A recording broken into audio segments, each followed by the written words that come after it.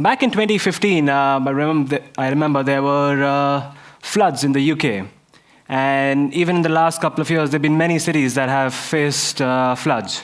And to use technology and to avoid or to mitigate the effects of floods, there's been a lot of discussion on how technology can be used. And when this question has been raised, a lot of people wonder, how can we use the Things Network in this sort of a situation? Our next speaker is Ben Ward from Oxford Community, and he'll be talking about Flood Network using the Things Network. Please give a big round of applause for Ben.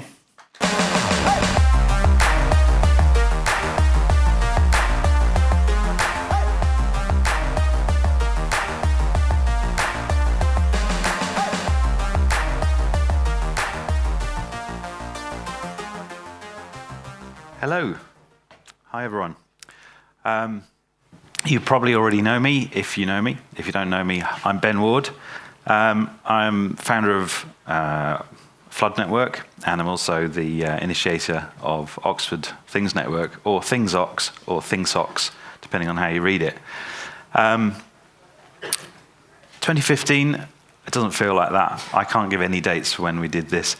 It feels like a very long time. My wife describes it as a midlife crisis. She's probably right.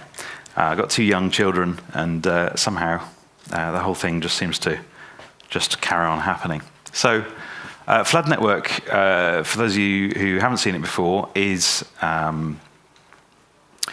you could describe it as being a LoRaWAN network. I think it's probably better to describe it as a way of disseminating information about flooding, water levels, using mobile or web, and collecting that data using low-power WAN. I started this back in 2000 something or other, when it was flooding in Oxford. All you could do was go into the social media accounts or into the Oxford Mail, so the local news website. I'm going to try and recognize the photos that you could see to see actually where the footpaths were flooded. There's no other information on it. So my background is telecoms, which isn't really flooding. I have another company called Love Hertz, which deals with white space spectrum, building networks, and deploying LoRaWAN networks if you have any. Develop products for an intelligent highways company for the past year. I'm back now full-time doing both Flood Network and Love Hertz and TV white space. So again, doing too much. This is Oxford. This is a part of Oxford that shouldn't flood. This is a long way from the river. This is the kind of thing that catches people out because there isn't an extensive enough monitoring network. But look at that. You'd think, yes, there is an extensive monitoring network. This is the Environment Agency of England, and also there's an equivalent for Wales. And that's their monitoring network, somewhere between 5,000 and 8,000 devices out there. They're only taking those and replacing them if they go wrong. They're not building this network out any further, but the flooding problems aren't getting any better. That's Oxford. That's the photo in the corner there of where the flooding problem is, and that's the existing monitoring network from the Environment Agency. So even if there isn't a warning that will tell you that is coming, apart from a general warning that there will be heavy rainfall in this area, because that's not a river flood, it's a rainfall flood. There's a subtle difference. The subtle difference being that the rainfall flood comes out of the sky, and the river flood comes from somewhere else down the river and floods you. The reason why is that these devices are huge. If you look at the size of them, I mean, this cost you the best part of £10,000 just to build a false riverbank, which that guy's standing on, and then a big green box and a bunch of telemetry equipment inside. Just down here is a little inspection chamber, and there's a float and a weight hanging in the water and a rotary encoder at the top. And it's all fairly established, but fairly hefty technology.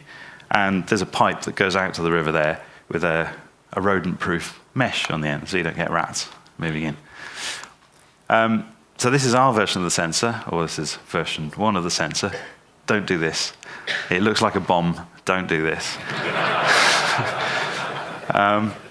We developed it gradually with healthy amounts of glue gun, then Sugru, as we got more sophisticated, and eventually coming down to that kind of size for an ultrasonic transducer that will measure the distance to the water surface and then subtract that from the total distance to the riverbed. So you can just continuously poll how far away the water is, and you get a level. And you do that over time, you get a nice graph, you get historical data, and you can actually see trends, you can see levels as they increase. I haven't pictured the latest one on there because we've stopped making it. We've actually never make hardware, that's the other thing. Get someone else who makes hardware to make hardware, focus on the application. So that's what we've done this year. And that's thanks to, in no small part, thanks to the Things Network actually being around to allow that experimentation to happen. If I'd have waited for, say, Sigfox or NB-IoT and filled out all the right paperwork and everything else, I'd then find out whether it was right. Whereas with LoRaWAN, I've started, and now I know it's right. So this is where you might put one. This is a much more professional installation. So you can see the paint's still wet. Don't get me to paint either, or make hardware. And that's just down by the side of the river from someone's house. But this is the old equipment. So the original equipment actually used a proprietary wireless technology. And you virtually had to be on top of the device. I think that's what we're all going to forget, how terrible wireless sensor networks were until low-power WAN came along. You effectively, unless you lived right next to the river, you couldn't collect the signals from it. So now, what you're capable of doing is filling in those gaps. So where those red dots were before, you've now got plenty more small orange dots in all of the different waterways, so you know where the water's actually going to. And then that translates into our map. So this is the live map. Well, this isn't live, but this is the map you get, which shows live data. If you go to map.flood.network, that's what you see right now. It needs a little bit of updating. It always starts in Oxford. So, yeah, a bit of work to do there if you don't live in Oxford. But it works for me. You've got the graphs down the side to see they're effectively hydrographs, and you can see the flooding occurring or not. You've got thresholds, so you can actually see whether it's crossed a threshold. This is the architecture. This is how we set it up. Flood Network is the back-end system that is our proprietary system. It's, I'll be honest, it's nothing special. It is time series data, metadata storage for things like location, height above water, height above sea level, all these things that you need to know when you just receive a raw packet that says 150.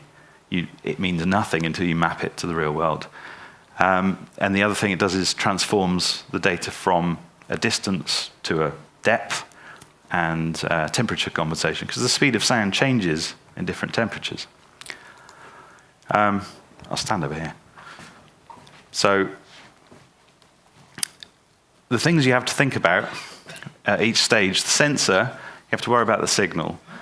You have to worry about the environment that it's in. Is it in bright sunlight? Is that sending the temperature scale up, which then changes the distance readings? Is it getting wet? And is it going to actually be submerged where you've put it? The battery, you've got to know what the battery is up to. Unfortunately, all these lithium batteries, they have a life that goes in a straight line and then drops off a cliff. So having a battery meter isn't that useful. But knowing that the battery is about to die and then stopping transmitting junk for the next 2 days is really useful. The actual level, it's like calibration. You have to actually go out and verify it. Generally, you do that when you start, and then you leave it up to whoever it is installed the sensor. From the gateway point of view, you've got to think about where to put the gateways to get the coverage to reach these locations. And you have to trade off one against the other. Do I want to monitor this location when I have to spend money on a whole gateway to get there? Can I get backhaul? Can I get back to the internet to retrieve this data? Or, in the case where we've been at some of the National Trust is a national English and Scottish possibly, but yeah, it's a heritage organisation that's very good at being like a corporate organisation. So putting a gateway on their network, their corporate network, is a no-no. So effectively, if you can get cellular backhaul, do that. If you don't have to put any cables in, do that. And looking after these gateways to actually know whether they're up or down, that's also another job for someone. Now, most of these jobs I do myself. I think these are things that could be more easily automated. So the gateway status, you actually have to go and look at the gateway on the console, for example, to go and see whether it's actually live or not. We have to go and visit every individual sensor on the console to go and find out whether it's actually reporting in. And these are things you want to see in bulk on the console. Otherwise, you have to write the application yourself to do that. The things you have to worry about with the Things network server is just the stability. Johan's great new ideas. Is it going to change how you do things today? The new version of LoRaWAN stack, and also the changes to the join process, that kind of thing. That can, if you've deployed 200 devices, you don't really want to be changing everything. So that's the stuff you have to keep an eye on. It's a longer term problem, but it's something you don't want to find a year down the line. And device inventory. I've got spreadsheets. I've still got spreadsheets. Who's got spreadsheets that manage their devices? A few half hands there. It's ridiculous. I mean, it's a Google Doc. I should even be able to bring in the status. Why do I have to bring in status into a Google Doc using a program when I should be able to see these things, manage them end to end, have the Things network expect the data coming in, have the flood network as the record of what's out there. And don't forget, if you swap out a sensor, all the history goes with the sensor. So you need to abstract the sensor from the thing you're sensing so that you can swap out the hardware and not lose the last 2 years of data.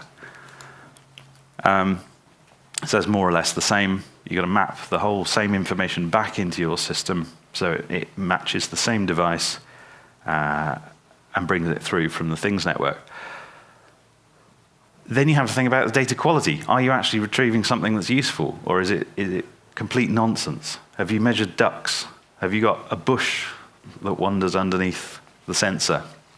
So you end up back at the sensor questions.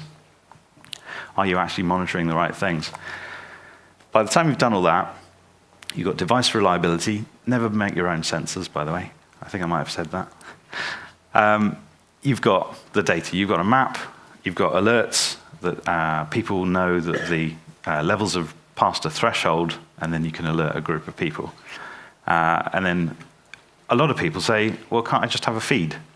So then you feed the data out of the system you lovingly created so they can put it into a big bucket of open data that no one looks at. Or hopefully they do, but quite often it's just a repository. So why do I do it? Well, I started Flood Network, the company, as a result of it, because I felt there was potential there to do something useful with it. A community can install it. We can install it for you. You can bring in data from a third-party network.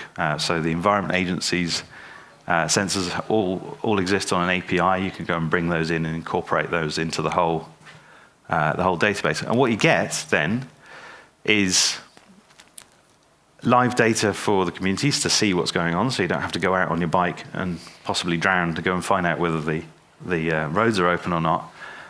Local authorities get to deploy their resources around a city before it floods, and ideally they can see where floods are in the dark in a flood, which is something that's very hard to do, and you have to send people out to do. That's quite a high-risk job. But longer term, what this builds up is flood modeling. So flood modelers actually use quite often Dutch models, because the Dutch are experts in flooding, as you know.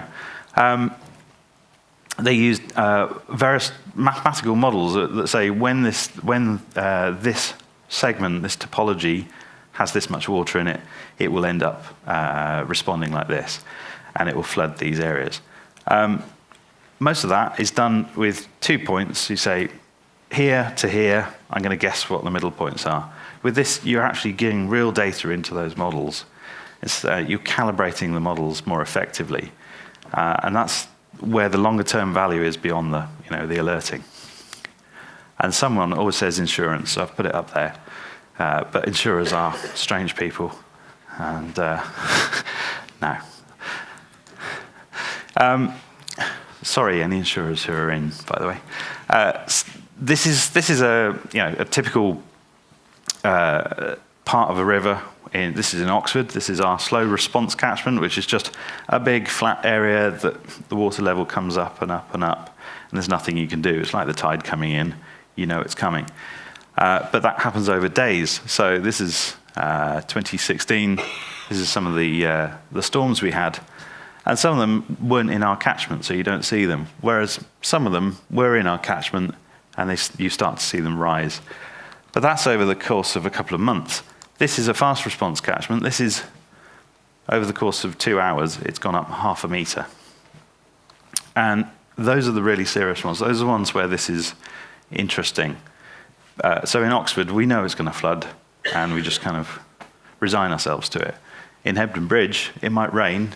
You might actually end up with that, which is all of the water coming off the hill and just bypassing the riverbed, just coming down the streets. And that's happened several occasions now, just when they finished renovating. I don't know, has anyone been flooded here? Anyone? Okay. So it's not just inconvenience. It is a huge emotional impact. It's also, your life is on hold until you've moved out of your home, you've moved out of your business, you've got to put it all back together.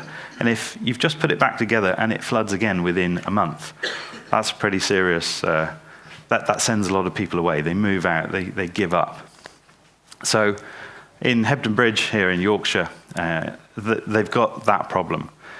And what they're doing is natural flood management, where they're blocking the flow of the water off the hills by using natural techniques like cutting down trees.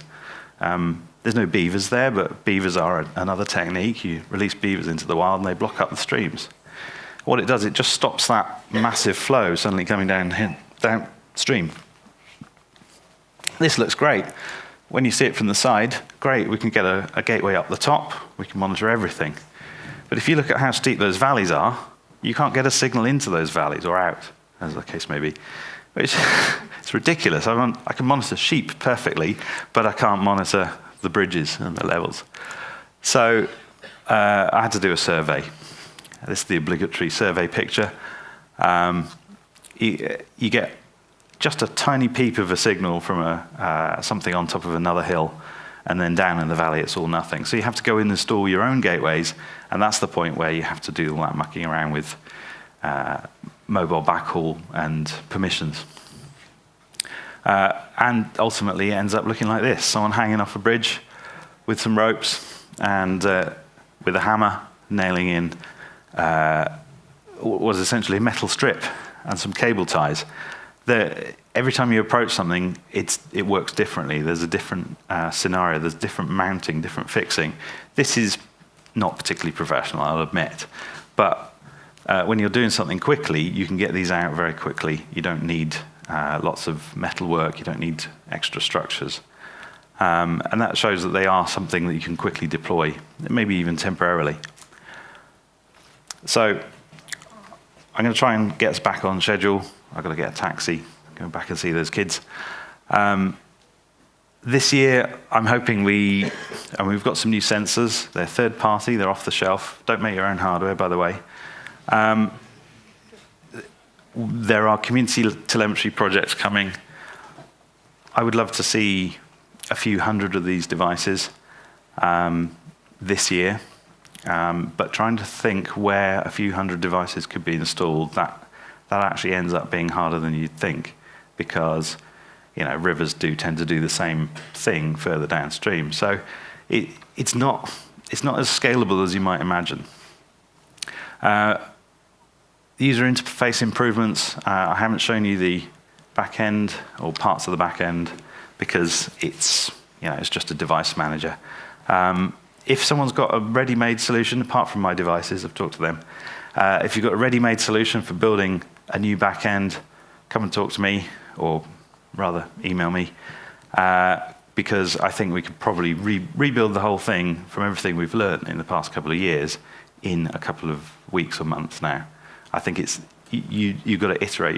You throw out your old version if it's easier to build a new one, without spreadsheets, please. And then really it's just a case of growing the network. So if anyone wants 1 or 2 sensors, they've got coverage in their area, we can do that now too. It's not just a full installation. There was a bit of a rush through everything, but hopefully you got to see a use case of LoRaWAN. We couldn't have done it without the Things Network. I'm dreading the day that Vinka says, right, you're going to have to pay us now, because then we'll have to put that into the subscription price. But you've got to expect that something will happen like that eventually. Build that into your model, and then you can carry on working. I'm going to be leaving at 3. So if you really need to talk to me then, before then. Otherwise, I'll see you at the next year's conference. Thank you. Thanks a lot, Ben, for sharing a story about the flood network. I think we have time for one question at least from the audience. Yeah. Does anyone have any question for Ben? No, not yet. I have one question actually for you. A lot of times, I do get a lot of inquiries about how can people from outside the UK get started with the flood network. Do you have any plans on expanding it for outside UK? Aside from band plans, it's open to use wherever you want to take it. Perfect. So if the device works in your country, that's just something we'd have to check on. But apart from that, yeah, absolutely. It's awesome to hear that. Please give a big round of applause for Ben. Thank you.